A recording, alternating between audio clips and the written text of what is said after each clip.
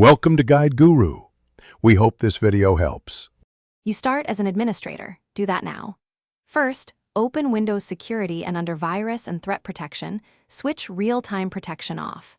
Next, go to Virus and Threat Protection settings and disable Tamper Protection so your changes stick. Once done, you can proceed to Persistent Removals. Make sure updates won't auto-re-enable features. These steps remove the live shields and allow registry and policy edits. You need admin rights because system-level services and policies will be changed in the next steps. Now stop Defender processes. Open services. MSC, locate Microsoft Defender antivirus service and related entries, then stop and set startup type to disabled.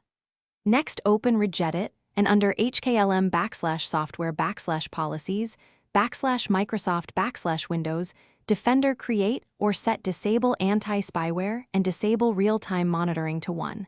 This prevents reactivation. After that, run an elevated PowerShell. Get Windows optional feature online and finish by rebooting and confirming Microsoft Defender services are disabled and your registry keys remain set to 1. If Windows Update or an enterprise group policy re-enables Defender, inspect gpedit. MSC or centralized policies and remove conflicting rules. Also check Task Scheduler for reapply tasks. If Defender magically returns, use PowerShell getMP computer status for diagnostics and reapply disables. Make sure you install an alternative AV before connecting to risky networks. Otherwise, restore Defender and troubleshoot policy sources if you need the protection back.